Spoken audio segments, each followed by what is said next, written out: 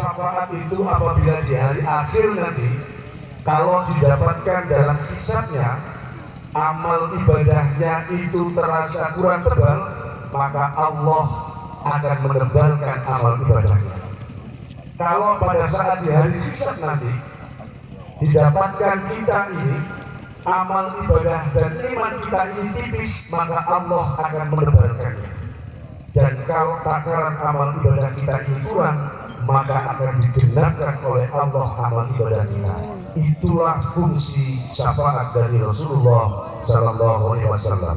Semoga kita semua para jamaah sekalian, bapak-bapak dan ibu-ibu sekalian, kecintaan kita kepada Rasulullah menjadikan kita menjadi orang-orang yang mendapatkan syafaat dari Allah di hari akhir. Amin ya Rabbal Alamin. Para jamaah sekalian yang dirahmati oleh Allah dan yang kita sembah itu tidak hanya mensifati namanya dengan Ar-Razzaq yang membawa rezeki. Allah juga tidak hanya kita kenal sebagai zat yang mensifati sebagai Ar-Rahman, zat yang Maha Penyayang. Tetapi Allah itu juga mensifati zatnya dengan Al-Hakim, dan Allah juga mensifati dirinya dengan Al-Ilm.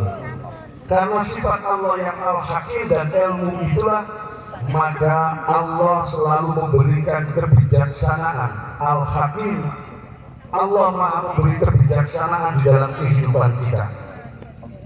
Maka di dalam salah satu kitab Al-Qurtubi, Imam Al-Qurtubi itu mengatakan, bahkan sampai daun yang jatuh, kenapa dia jatuh di tahun 2023, kenapa daun itu jatuh di tengah malam, dan kenapa daun itu jatuh tepat jam 12 malam, semua itu adalah karena al-hikmahnya Allah. Semua pasti ada hikmah dan kebijaksanaannya Allah. Makanya para jamaah sekalian, sebenarnya di dalam umat Islam tidak ada episode hidup itu yang dinilai menjadi episode hidup yang pahit atau susah. Begitu juga tidak ada dalam kehidupan umat Islam itu episode hidup itu yang terlalu bahagia atau sangat menyenangkan. Karena sesungguhnya di balik kesusahan, di balik kebahagiaan, Allah selalu menitipkan kebijaksanaan, hikmah di dalam kehidupan kita. Para jamaah sekalian, Allahu Akbar, Allahu Akbar, la ilaha illallah, wallahu akbar.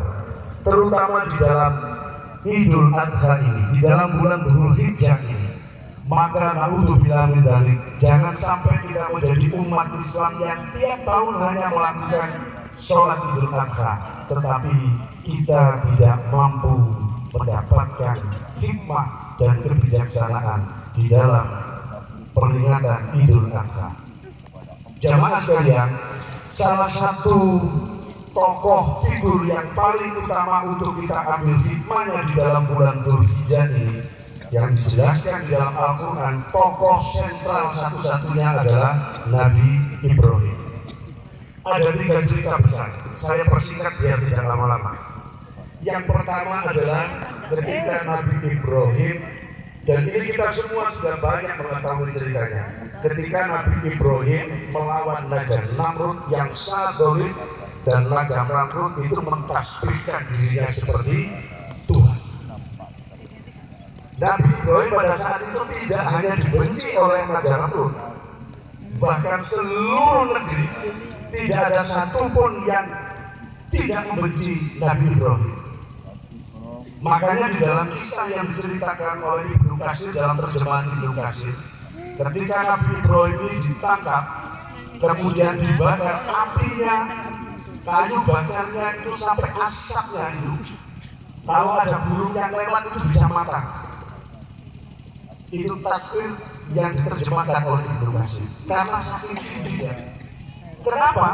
Di dalam tafsir itu Ibnu Katsir menjelaskan karena api yang dipakai untuk membakar Nabi Ibrahim itu bukan hanya api yang dikumpulkan oleh pasukannya Raja Namrud, tidak, tetapi diberitahukan kepada Raja Namrud, kepada seluruh masyarakat di negeri itu, dan masyarakat di seluruh negeri itu secara bersama-sama mengumpulkan kayu bakarnya untuk membakar Nabi Ibrahim. Saking bencinya kepada Nabi Ibrahim. Bahkan di dalam kisah itu ketika Nabi Ibrahim mau dibakar, ada seorang ibu yang sudah tua dan buta. Ketika Nabi Ibrahim mau dibakar itu ibu yang buta ini, ibu yang sudah tua dan buta ini menangis. Maka ditanya, kenapa ibu menangis? Bukan karena ibu itu menangis karena kasihan kepada Nabi Ibrahim, tidak. Atau bukan kasihan karena dia tidak bisa melihat Nabi Ibrahim dibakar, tidak. Tapi karena ibu yang sudah tua tadi, saya menangis karena saya tidak punya kesempatan mencari api bakar, kayu bakar untuk membakar Nabi Ibrahim. Saking bencinya penduduk negeri itu membenci Nabi Ibrahim. Tetapi Nabi Ibrahim terus saja mendengarkan, terus saja mendakwahkan kebenaran yang dari Allah, bahwa tidak ada zat yang layak diimani kecuali adalah zat yang Allah. Bahkan tidak cukup itu jamaah sekalian, bahkan orang tuanya Nabi Ibrahim sendiri, Azar, adalah orang tuanya sendiri Nabi Ibrahim menjadi produsennya patung yang disembah oleh negeri. Hikmah dari cerita ini adalah bahwa dalam perjuangan dan menentukan kebenaran itu butuh kesabaran dan kelembutan. Tidak sedikit pun terucap dalam kalimat Nabi Ibrahim ini membentak orang tuanya karena ikut pada kaum yang lain. Tapi Nabi Ibrahim terus dengan kelembutannya berdakwah dan memberitahu kepada orang tuanya untuk kembali untuk beriman kepada Allah. Dua sifat yang paling dikenal di dalam Al-Quran, sifat Nabi Ibrahim adalah kelembutan dan kesabarannya di dalam berdakwah untuk tauhid Allah Subhanahu wa Ta'ala. Maka di dalam beberapa hadis itu dijelaskan, kalau ada anak yatim atau anak kecil yang belum balik itu meninggal, maka dia masuk surga berkumpul dengan Nabi Ibrahim karena kelembutan. Para jamaah sekalian,